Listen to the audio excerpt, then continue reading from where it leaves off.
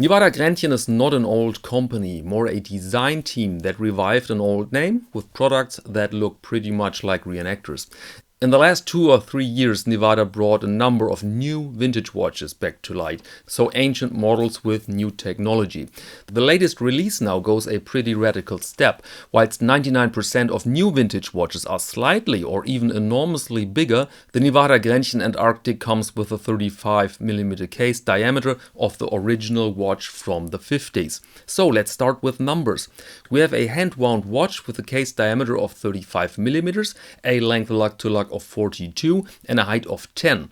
The lug width, you might have guessed already, it's classy 18mm.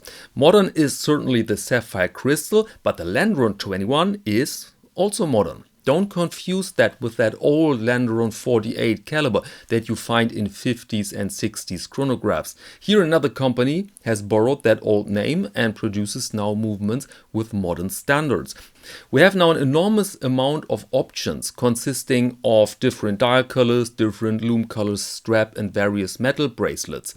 In such a brief overview I cannot cover them all, but a good guideline is the price. Everything you see here has a price tag of 850 US dollars or 800 euros minimum. Some options can drive the price to a maximum of $1,050 or to around 900 euros without VAT.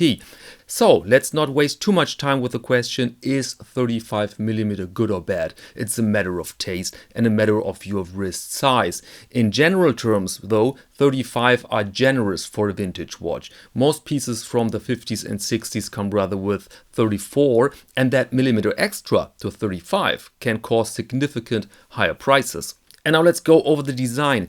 Key feature are these bowl indices you find on watches from many brands. One famous example is the Longines Conquest, where you also find this combination of black and gold. At first glance they overpower the dial, but they are there for, let's say, complex reason.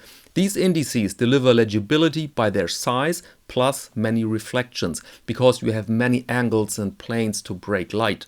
That might sound confusing, legible with reflections? But it can work, and then you have something functional and sparkling on the wrist. A well-respected classic are the dolphin hands with that fine line of lume. Very nice. But what's with the font of the numerals? It is close to the original, yes, but it looks odd. It's a bit like a science fiction prop in an Agatha Christie movie. To be honest, we don't know if the watch was forgotten despite or because of that element.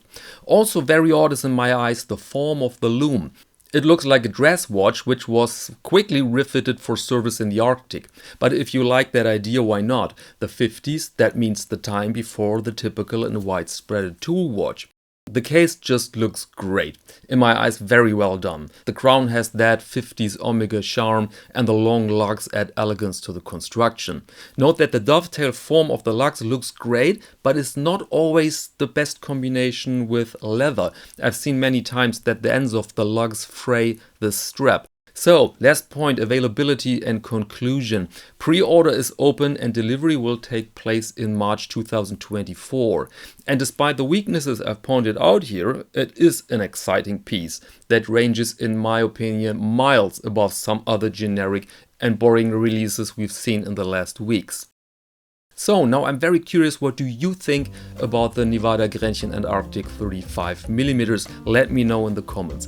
And that said, allow me to close this episode, ladies and gentlemen. Thank you very much for your attention and see you next Monday to Watch of the Week.